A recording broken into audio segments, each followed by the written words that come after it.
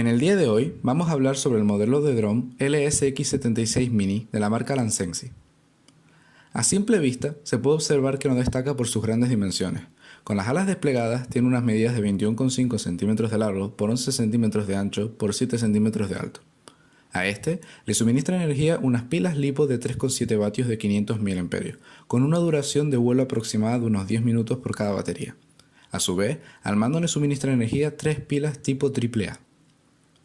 En cuanto a la experiencia de vuelo, este dron está dirigido principalmente a un grupo que busca iniciarse en el mundo de los drones. Aunque por sus características de tamaño y peso, unos 250 gramos, se hace una tarea complicada volar este modelo en espacios abiertos en los que haya medianas rachas de viento. Obviando este apartado, es fácil de controlar gracias al estabilizador de vuelo que tiene preinstalado y los botones del mando como de aterrizaje o despegue rápido. En muy poco tiempo de uso nos será fácil acostumbrarnos a sus controles sin mayor dificultad.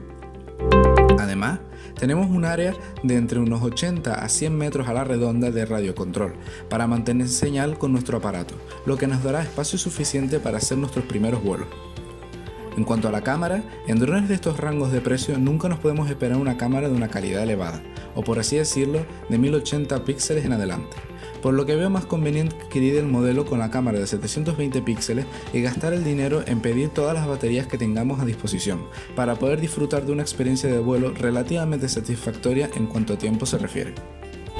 En definitiva, el LSX76 Mini es un modelo perfecto para aquellos principiantes que buscan un dron fácil de controlar y de un coste no elevado, pero que a la vez buscan vivir esa experiencia de pilotar en primera persona gracias a la aplicación móvil que este tiene y enfrentarse a las adversidades de manejar un aparato de este calibre.